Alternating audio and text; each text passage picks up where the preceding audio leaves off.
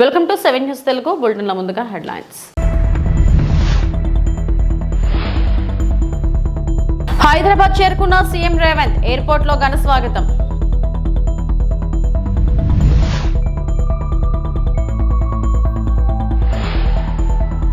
దిల్ రాజును ఆయన కార్యాలయానికి తీసుకెళ్లిన ఐటీ అధికారులు.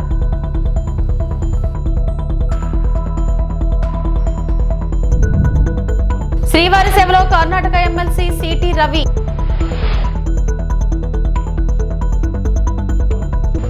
దావోస్ పర్యటన ముగించుకొని తెలంగాణ సీఎం రేవంత్ రెడ్డి హైదరాబాద్ చేరుకున్నారు.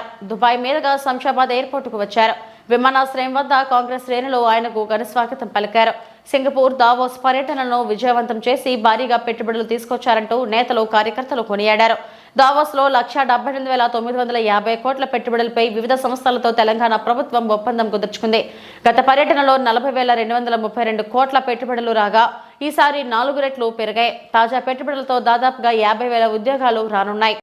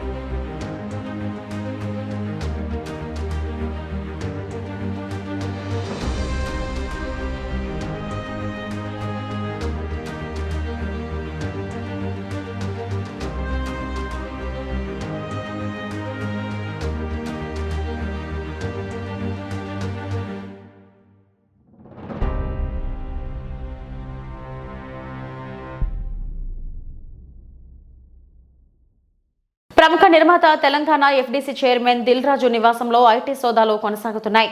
తనిఖీల్లో భాగంగా దిల్ రాజును ఆయన నిర్మాణ సంస్థ శ్రీ వెంకటేశ్వర క్రియేషన్స్ కార్యాలయానికి ఐటీ అధికారులు తీసుకువెళ్లారు. దిల్ రాజు నివాసంలో పలు డాక్యుమెంట్లు స్వాధీనం చేసుకున్న అనంతరం సాకర్ సొసైటీలోని కార్యాలయానికి తమ వాహనంలోనే తీసుకువెళ్లారు. ఎస్వీసీ ఆఫీసులోనూ ఐటీ అధికారులు సోదాలు చేస్తున్నారు.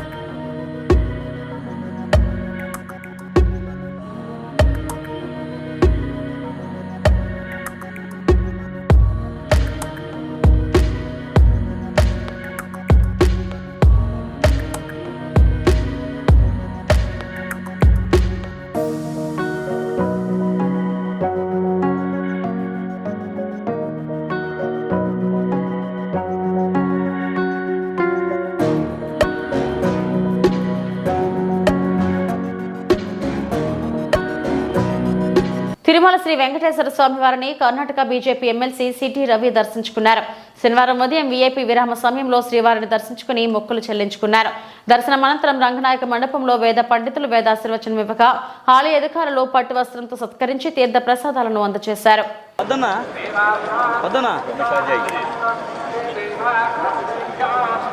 ఫైనల్ సార్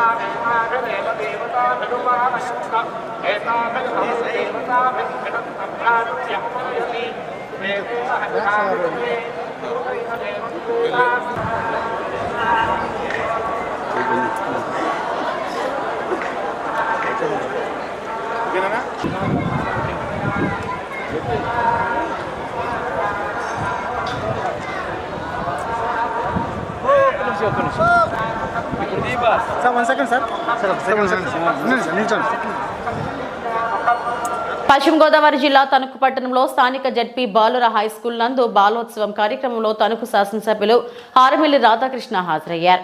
ఈ సందర్భంగా ఆరుమిల్లి రాధాకృష్ణ మాట్లాడుతూ తణుకు పట్టణంలో ఈ బాలోత్సవం కార్యక్రమం రెండోసారి ప్రారంభించడం చాలా ఆనందమని అన్నారు. నియోజకవర్గంలో ఉన్న పిల్లలందరూ కూడా ఒకే వేదిక వైపు తీసుకొని వచ్చి వారిలో ఉన్న ప్రతిభ వెలికి తీసే విధంగా ఈ యొక్క కార్యక్రమం పెట్టడం చాలా గర్వకారణమన్నారు. ముఖ్యంగా ఈ బాలోత్సవం కార్యక్రమంలో సాంస్కృతిక కార్యక్రమాలతో పాటుగా ప్రతిభకు సంబంధించినటువంటి కార్యక్రమాలు అంతేకాకుండా వివిధ కేటగిరీల్లో నిర్వహిస్తూ సుమారు 2600 మంది స్టూడెంట్స్ పాల్గొనడం అంటే ఇంత పెద్ద ఈవెంట్ ఒకే చోట నిర్వహించుకోవడం చాలా సంతోషకరమని అన్నారు. అది కూడా మన తణుకు పట్టణంలో జిల్లా పరిషత్ హై స్కూల్ నందు ఈ కార్యక్రమం నిర్వహించడం చాలా సంతోషకరమైన విషయం అన్నారు. అలాగే మన ముఖ్య అతిథి ఉన్నారు.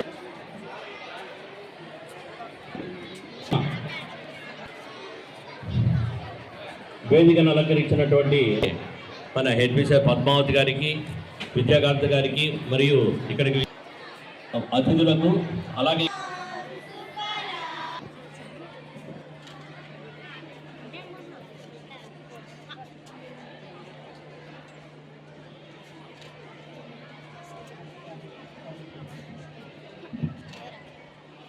Salute to the national flag, salute! Order!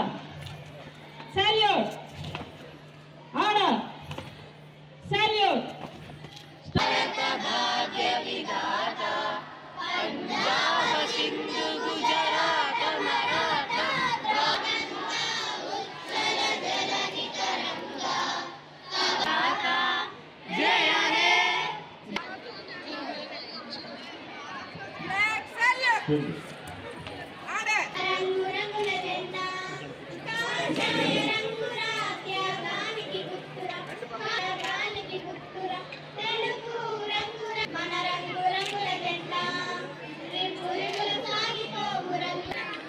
తణుకులో నిర్వహించబడుతున్నటువంటిది రెండవ బాలోత్సవం. లోకి వచ్చేటువంటి వేదిక మొదటి మెట్టు పాఠశాల. అలాంటి సమూహం విద్యార్థుల గెలుపుకు పునాది నిర్వహించుకోవటం రెండవసారి ఈ కార్యక్రమాన్ని నిర్వహిస్తూ నరసింహరావు ఆధ్వర్యంలో ఈ తణుకు ప్రాంతంలో ఉన్నటువంటి పిల్లలందరినీ కూడా ఒకే వేదిక మీదకి తీసుకొచ్చి వారిలో ఉన్నటువంటి వివిధ ప్రతిభా పాఠవాలను వెలుగు తీసే విధంగా వారిని భవిష్యత్తుకి బాటలు చూపే విధంగా ఈ కార్యక్రమాన్ని నిర్వహించుకోవడం చాలా అభినందనీయమని సందర్భంగా తెలియజేస్తున్నాం. ముఖ్యంగా ఈ బాలోత్సవం కార్యక్రమంలో సాంస్కృతిక కార్యక్రమాలతో పాటుగా ప్రతిభ సంబంధించినటువంటి కార్యక్రమాలు వివిధ కేటగిరీస్లో నిర్వహిస్తూ దాదాపు 2600 మంది స్టూడెంట్స్ పాల్గొనడం అంటే ఇంత పెద్ద ఈవెంట్ ఒకే చోట నిర్వహించుకోవటం చాలా సంతోషం అని ఈ సందర్భంగా తెలియజేసుకుంటున్నాను. అది మన తణుకు జిల్లా పరిషత్ హై స్కూల్ వేదికగా ఉండటం మరీ సంతోషం అని ఈ సందర్భంగా తెలియజేసుకుంటున్నాం. ఈరోజు ముఖ్యంగా టెక్నాలజీ పెరుగుతున్నటువంటి దశలో పిల్లల మీద టెక్నాలజీ ప్రభావితం చాలా ఎక్కువగా ఉంటుంది. ఈరోజు సెల్ ఫోన్లు కానీ వివిధ మాధ్యమాల్లో ఐటీ ద్వారా టెక్నాలజీ ద్వారా వారి మీద ప్రభావితం చూపేటటువంటి పరిస్థితి చాలా ఎక్కువగా ఉంది. అటువంటి పరిస్థితి నుంచి మరలా ఇటువంటి కార్యక్రమాలు నిర్వహిస్తూ వారిలో ఒక చైతన్యం తీసుకొచ్చే విధంగా కేవలం టెక్నాలజీయే కాదు, ఇటువంటి కార్యక్రమాల ద్వారా వారిలో ఉన్నటువంటి నైపుణ్యత పెరిగే విధంగా వారిలో ఉన్నటువంటి ఆలోచన ధోరణి మారే విధంగా ఈ కార్యక్రమం తప్పనిసరిగా ఉపయోగపడుతుందనడంలో ఎటువంటి సందేహం లేదు. ఈరోజు టెక్నాలజీలో వస్తున్నటువంటి మార్పులకు అనుగుణంగా మన విద్యా వ్యవస్థ కూడా మార్పులు చెందే విధంగా ఈరోజు ప్రభుత్వం కృషి చేస్తుంది. మానవ వనరుల శాఖ మంత్రి లోకేష్ గారు ఈరోజు అనేక మార్పులకి శ్రీకారం చుడుతున్నారు. ఈరోజు 7th క్లాస్ నుంచే 8th క్లాస్ నుంచి కూడా రాబోయే రోజుల్లో ఆర్టిఫిషియల్ ఇంటెలిజెన్స్ ద్వారా ఏఐ క్లాసెస్ కూడా ఇంట్రడ్యూస్ చేసే విధంగా కూడా ఈరోజు టెక్నాలజీ మార్పుల ద్వారా ఎడ్యుకేషన్ సిస్టంలో కూడా మార్పులు తీసుకురావడానికి ప్రభుత్వం ప్రయత్నిస్తుంది. ముఖ్యంగా ఏఐ అనేది రాబోయే రోజుల్లో అత్యంతమైనటువంటి ప్రభావితం చూపేటటువంటి అంశం. దాన్ని సరైన మార్గంలో ఉపయోగించుకుంటే ఈ దేశంలో ఉన్నటువంటి ప్రతి ఒక్కరూ కూడా ఈ దేశ భవిష్యత్తు కూడా మారే విధంగా ముందుకు వెళ్తుందనడంలో ఎటువంటి సందేహం లేదు. ఆ విధంగా విద్యార్థులను కూడా ఉపాధ్యాయులు కూడా ఈరోజు నంద్యాల జిల్లా శ్రీశైలం మండలం సున్నిపెంట అభివృద్ధిలో భాగంగా 3,20,00,000 రూపాయలతో నిర్మించిన సీసీ రోడ్లను ప్రారంభించిన ఎమ్మెల్యే బుడ్డా రాజశేఖర్ రెడ్డి. సున్నిపెంట పలు కాలనీలో అంతర్గత సీసీ రోడ్లు నిర్మించారు. గతంలో ఎప్పుడు లేని విధంగా పలు కాలనీల్లో ప్రజల సౌకర్యార్థం అంతర్గత సీసీ రోడ్లను ఏర్పాటు చేశారు. ఎమ్మెల్యే ఎన్నికల్లో ఇచ్చిన హామీ మేరకు గెలిచిన వెంటనే 3 కోట్లతో అంతర్గత సీసీ రోడ్లు నిర్మించి ప్రజలకు ఇచ్చిన హామీని నెరవేర్చారు. పలు కాలనీలో అంతర్గత రోడ్లు నిర్మించడం పట్ల స్థానిక ప్రజలు హర్షం వ్యక్తం చేస్తున్నారు. ఈ సందర్భంగా ఎమ్మెల్యే బుడ్డా రాజశేఖర్ రెడ్డికి కృతజ్ఞతలు తెలిపారు. త్వరలోనే సున్నిపెంట ప్రజలకు త్రాగునీటి సమస్య కూడా తీరుస్తానని ప్రజలకు బుడ్డా రాజశేఖర్ రెడ్డి హామీ ఇచ్చారు.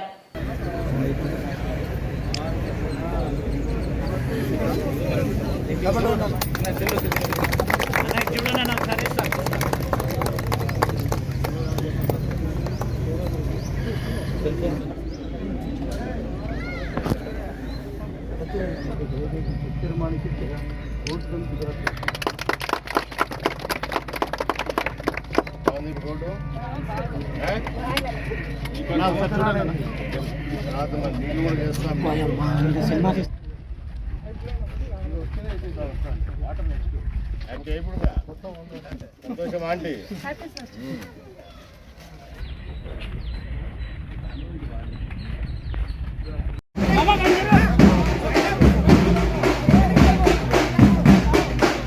నువ్వు అటు నిలబడయ్యా. నువ్వు దీనికి కావాలంటే వీడియోలు మేము పెడతాం కానీ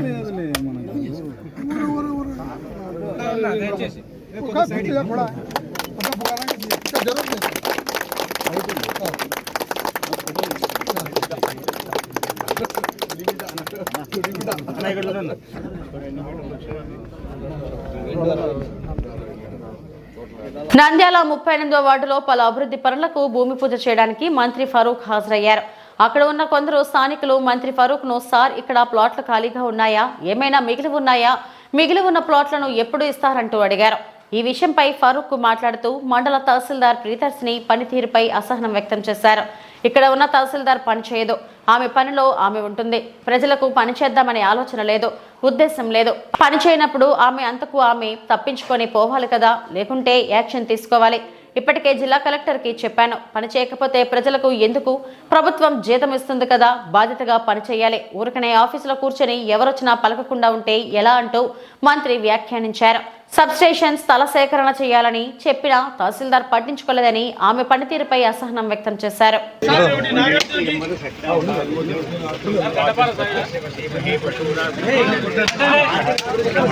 సార్ ఇక్కడ ఏమైనా ప్లాట్లు ఇస్తారా సార్? ఇక్కడ ప్లాట్లు ఇంకా మిగిలిపోయినాయా? ఎంక్వైరీ చేయాలా? ఇప్పుడు రోజులకు వచ్చింది, ఇది అర్బన్ ఉంది కాబట్టి ఉండే తహసీల్దార్ పని చేయదామే. అవి ఎంతసేపు ఆమె ఆ పనులనే ఉంటాయి. ప్రజలు పని చేద్దామని ఆలోచన లేదు, ఉద్దేశం లేదు ఆమెకు.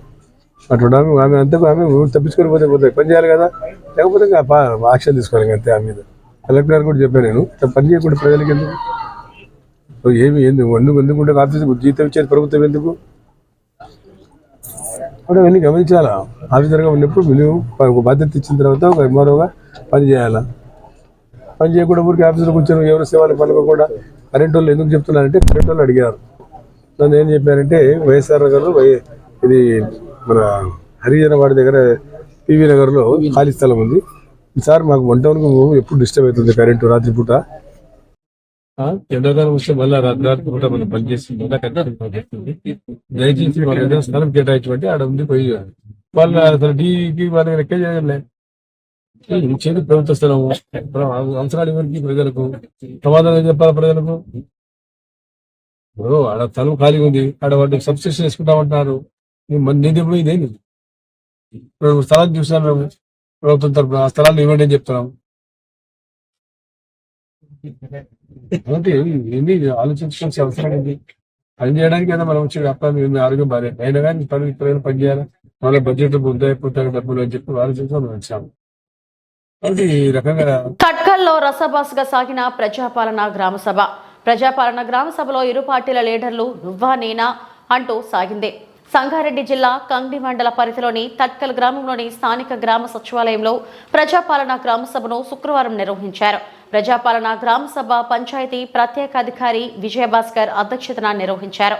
ఈ సందర్భంగా మండల ప్రత్యేక అధికారి ఏడీఏ నూతన కుమార్ మాట్లాడుతూ రైతు భరోసా, ఇందిరమ్మ ఆత్మీయ భరోసా, ఇందిరమ్మ ఇండ్లు, రేషన్ కార్డా 26 జనవరి నుంచి ప్రభుత్వం అమలు చేయనున్న పథకాలను అర్హులైన వారికి అందించే కొరకే ప్రజాపాలన గ్రామ సభను నిర్వహించడం జరుగుతుందని అన్నారు. ప్రభుత్వం అమలు చేస్తున్న 4 పథకాలను ప్రభుత్వం నిజమైన అర్హుదారులకు అందించాలన్న సదుద్దేశంతో గ్రామాలలో గ్రామసభ నిర్వహించనున్నారని అన్నారు. గ్రామ సభల్లో పలువురు గ్రామస్తులు ఇందిరమ్మ ఆత్మీయ భరోసాలో అర్హత లేని వారి పేర్లు జాబితాలో రావడంతో గ్రామస్తులు గ్రామసభ అధికారులకు ప్రశ్నించారు.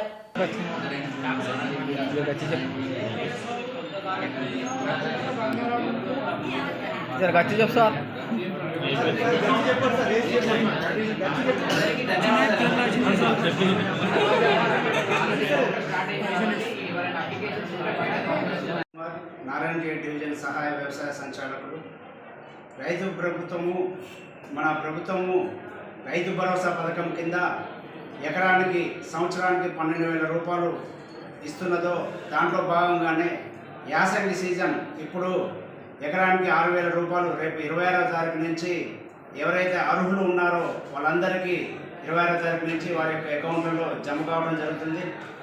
1/1/2025 లోపు కొత్తగా పాస్బుక్లు వచ్చిన రైతులు మా వ్యవసాయ శాఖ వ్యవసాయ విస్తరణ అధికారులకు passbook xerox, Aadhaar card xerox, bank account xerox, application form నింపి మా వ్యవసాయ విస్తరణ అధికారులకు ఇస్తే వాళ్ళందరికీ కూడా రేపు 26వ తారీఖు నుంచి డబ్బులు జమ కావడానికి మా వంతుగా మేము ఆన్లైన్లో వాళ్ళకి చేసి వాళ్ళకు కూడా అర్హులుగా ప్రకటించి ఇవ్వడం జరుగుతుంది. దాంట్లో ఎటువంటి సందేహం పడాల్సిన అవసరం లేదు. రైతులందరికీ ఈ 26వ తారీఖు నుంచి రైతు భరోసా కింద ఎకరానికి యాసంగి సీజన్లో 6,000 రూపాయలు జమ కావడం జరుగుతుంది.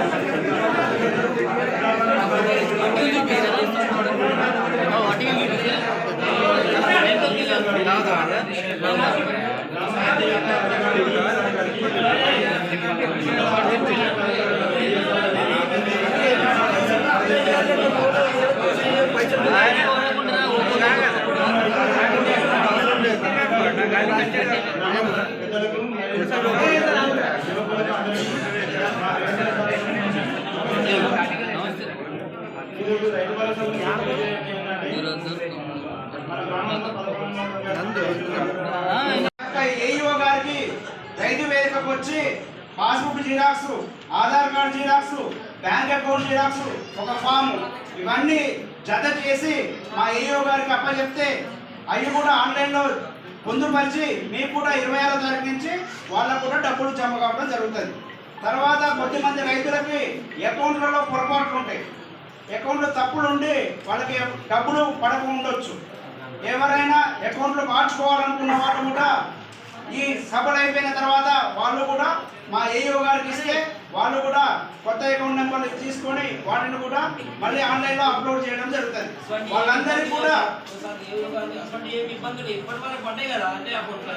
కొద్దిమంది ఒకరిద్దరు ఏదైనా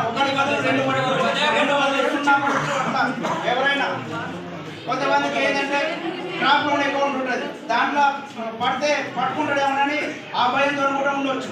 వాళ్ళు కూడా ఉన్నా కానీ ఏలూరు జిల్లా జంగారెడ్డిగూడెం ఏరియా ప్రభుత్వ ఆసుపత్రిలో పనిచేస్తున్న శానిటేషన్ కార్మికులకు 5 నెలలుగా పెండింగ్ లో ఉన్న జీతాలు, 18 నెలల పీఎఫ్ బకాయిలు తక్షణమే చెల్లించాలని డిమాండ్ చేస్తూ ఈ రోజు నుండి ఏఐటీయూసీ ఆధ్వర్యంలో కార్మికుల సమ్మెకు దిగారు. తమకు జీతాలు పీఎఫ్ బకాయిలు వెంటనే చెల్లించాలని నోటీసులు ఇచ్చినప్పటికీ ప్రభుత్వం స్పందించకపోవడంతో విధులను బహిష్కరించి సమ్మెకు దిగామని, ఇప్పటికైనా తమకు రావాల్సిన జీతాలు పీఎఫ్ బకాయిలు వెంటనే చెల్లించాలని శానిటేషన్ సిబ్బంది ప్రభుత్వాన్ని డిమాండ్ చేస్తున్నారు. శానిటేషన్ సిబ్బంది సమ్మెకు మద్దతుగా జంగారెడ్డిగూడెం సిపిఐ పార్టీ మండల కార్యదర్శి జేవి రమణరాజు దీక్షలో పాల్గొని వారికి మద్దతుగా నిలిచారు.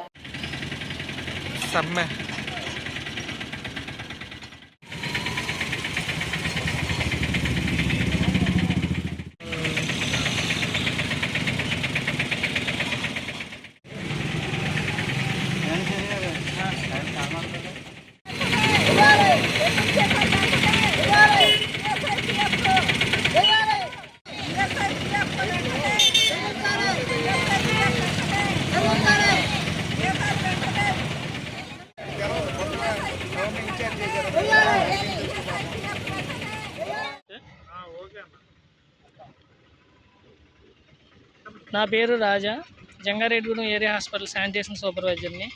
మా శానిటేషన్కి గత 4 నెలల నుంచి జీతాలు లేవు. అదేవిధంగా పిఎఫ్ ఈఎస్ఐ కట్టడం మానేశారు మా ఫస్ట్ ఆబ్జెక్ట్ ఏజెన్సీ వాళ్ళు.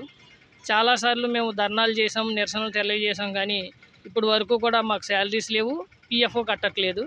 దీనివలన మేము ఈరోజు విధులు బహిష్కరించి నిరసన కార్యక్రమం తెలియజేస్తున్నాము. అదేవిధంగా మా పెండింగ్ జీతాలను పిఎఫ్లని వెంటనే చెల్లించాలని కోరుకుంటున్నాం.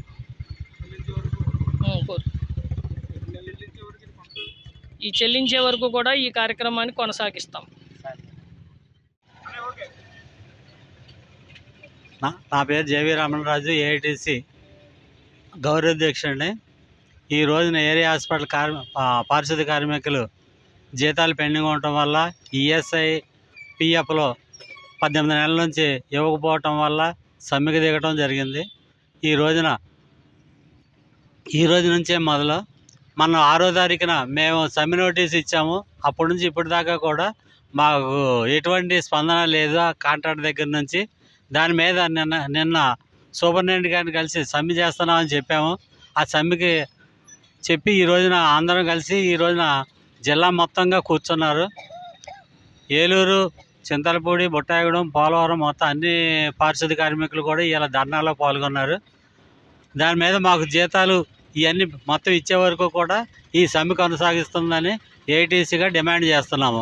దీని మీద ప్రజలు, సూపరింటెండెంట్ గారు, హాస్పిటల్ స్టాఫ్ అందరం మాకు సహకరించాలని చెప్పి కోరుతున్నాము. అల్లూరు సీతారామరాజు జిల్లా పాడేరు జిల్లా సరిహద్దు ప్రాంతంలో చింతూరు సరిహద్దులో పోలీసుల తనిఖీలు మావోయిస్ట్ పార్టీ సభ్యుడిని పట్టుకొని అరెస్టు చేశారు.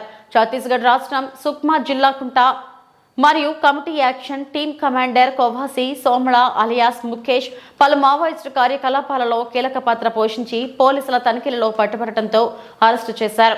జిల్లా పోలీస్ కార్యాలయంలో వివరాలు వెల్లడించిన జిల్లా ఎస్పీ అమిత్ బర్ధర్ ముద్దాయిని ప్రవేశపెట్టారు. అల్లూరి సీతారామరాజు జిల్లాలో ప్రవేశించి దాడులకు వ్యూహం పన్నుతుండగా పోలీసులకు వచ్చిన ముందస్తు సమాచారంతో ఆ చింతూరు మండలం కలెక్టర్ల గ్రామం శివారులో పట్టుకున్నామని తెలిపారు. ప్రభుత్వ వ్యతిరేక కార్యకలాపాలకు గిరిజన ప్రాంత ప్రజలకు వ్యతిరేక మావోయిస్ట్ను పార్టీ యాంటీ డ్రగ్స్ పై తారసపడితే పోలీసులకు సమాచారం ఇచ్చి సహకరించాలని కోరారు. సుక్మా మల్కాన్గిరి బార్డర్ ఏరియాలో, అదేవిధంగా సుక్మా బీచ్, సుక్మా ఏరియాలో చాలా ఆపరేషన్స్ జరుగుతున్నాయి, యాంటీ నక్సల్ ఆపరేషన్స్. దాంట్లో రీసెంట్ టైమ్స్లో మంచి సక్సెస్ కూడా వచ్చినాయి. ఈ సోమడాకి అరెస్ట్ కూడా మనకి ఒక మంచి సక్సెస్ స్టోరీ. అతను అరెస్ట్ చేసిన తర్వాత మిగతా ప్రాంతంలో కూడా ఈ సమాచారం పొందుతున్నాయి. ఏవైనా మనిషి మావోయిస్ట్ పార్టీతో సాయం చేసేవాళ్ళు మావోయిస్ట్ పార్టీకి ఇన్ఫర్మేషన్ ఇచ్చి పోలీస్ పైన దాడి చేయడం, పోలీస్ పార్టీ ఏమైనా డామినేషన్కి వెళ్తున్నా కానీ ఆర్ మూవ్మెంట్ చేసిన వాళ్ళపైన ఏమైనా క్రైమ్ చేయగలుగుతున్నాం, వాళ్ళని ఖచ్చితంగా కఠిన చర్యలు చేస్తున్నాం. సో అతన్ని యూఏపీఏ యాక్ట్లో కేసు నమోదు చేయడం జరిగిన నిన్న చింతూరు పోలీస్ స్టేషన్లో. ఈరోజు అతన్ని రిమాండ్ కోసం పంపిస్తున్నాం. వెపన్స్ కాదు, ఎక్స్ప్లోజివ్ ఐటమ్స్ దొరికినాయి. ఇప్పుడు రీసెంట్ టైమ్స్లో మీరు చూసిన ఎస్పెషల్లీ సుక్మా ఏరియాలో and border area, Sukma Malkangiri ఏరియాలో ఈ ఐడీస్ బ్లాస్టింగ్ కానీ బుబ్బీ ట్రప్స్ పెట్టిన చాలా ఎక్కువ పెరిగిపోయింది. ఎస్పెషల్లీ ఇప్పటి నుండి మనకి operation Kagar central government start చేసిన అప్పటి నుండి ఈ మావోయిస్ట్ పార్టీలో ఉంటే వాళ్ళకి లీడర్షిప్ ఆల్రెడీ చలపతి ఒక ఎక్స్చేంజ్ ఆఫ్ ఫైర్లో చనిపోయారు. ఎట్లాగా మిగతా మావోయిస్ట్ మెంబర్కి కూడా చాలా ఎక్కువ భయం వచ్చింది. ఈ సోమడ కూడా ఈ క్రమంలో ఈ ఏరియా ఇంటీరియర్ ఏరియా నుండి బయటికి వచ్చేసి ఏమైనా ప్రొక్యూర్మెంట్ కోసం బయటికి వచ్చారు.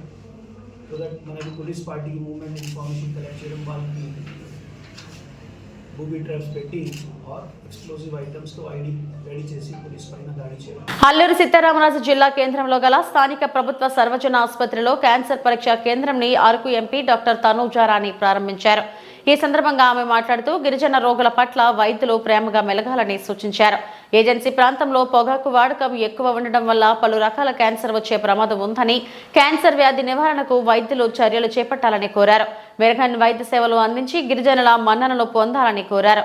గతంలో క్యాన్సర్ వ్యాధి నిర్ధారణకు విశాఖపట్నం, బెంగళూరు వ్యాధిగ్రస్తుల నమూనాలు పంపించేవారని, ఇప్పుడు జిల్లా కేంద్రంలో క్యాన్సర్ నిర్ధారణ పరీక్షలు నిర్వహించేందుకు చర్యలు చేపట్టామని అన్నారు. గిరిజనులకు మరింత అవగాహన కల్పించి రోగ నిర్ధారణ వైద్య సేవలు అందించాలని, వైద్యులు చిత్తశుద్ధితో సేవలు అందించాలని కోరారు. రావడం జరిగింది. అయితే ఈ ల్యాబ్ ఓపెన్ చేయడం వల్ల మనకి ముఖ్యంగా గిరిజన ప్రాంతంలో ప్రజలందరికీ ఏదైతే బెనిఫిట్స్ ఉన్నాయో, అంటే ఇంతకు ముందంతా కూడా ఒక చిన్న వైద్యానికి కానీ లేకపోతే ల్యాబ్ రిపోర్ట్స్ కోసం కూడా వాళ్ళు వైజాగ్ వెళ్ళే పరిస్థితి మనం చూస్తున్నాము. కానీ ఈరోజు ఈ ల్యాబ్ ఓపెన్ చేయడంతో మనకి క్యాన్సర్ ఉన్న ఎవరైతే పేషెంట్స్ ఉన్నారో వాళ్ళకి ఇనిషియల్ ఇన్వెస్టిగేషన్స్ ఏవైతే ఉన్నాయో అవన్నీ కూడా ఇక్కడే అందించడం జరుగుతుంది. ఈ రోజు నుండి ప్రారంభిస్తున్నారు కాబట్టి సో ఈ మీడియా ముఖ్యంగా నేను మన ఏరియాలో ఉన్న ప్రజలందరికీ నేను తెలియజేసేది ఒకటే, మీరు క్యాన్సర్, ఓరల్ క్యాన్సర్ కానీ, బ్రెస్ట్ క్యాన్సర్ కానీ, లేకపోతే సర్వైకల్ క్యాన్సర్స్ కానీ ఏవైతే ఉన్నాయో అవి ఇనిషియల్గా మీరు డయాగ్నోస్ అయినా కూడా ఇక్కడే మొత్తం మనకి ఇక్కడే జరుగుతుందని చెప్పి ఈ మీడియా ముఖ్యంగా తెలియజేసుకుంటాను. అదేవిధంగా ఈ మీడియా మిత్రులు కానివ్వండి, ఇక్కడున్న డాక్టర్స్ కూడా నేను కోరేది ఒకటే, మీరు అవేర్నెస్ కూడా క్రియేట్ చేయాలి ప్రజల్లోని. Both breast cancer and oral cancer and cervical cancer కూడా ఎలా వస్తుంది ఏంటి అని చెప్పేసి ఇక్కడ ఉన్న పేషెంట్స్కి కానీ లేకపోతే ప్రజలందరికీ కూడా మనకు తెలియజేసే బాధ్యత మనందరి మీద ఉంది. సో అదేవిధంగా డాక్టర్స్ అందరూ కూడా ముందుకు వెళ్తారని కోరుకుంటూ సెలవు తీసుకుంటాం. Thank you. ఇది ఇప్పటివరకు నా బులెటిన్ అప్డేట్స్. నమస్తే.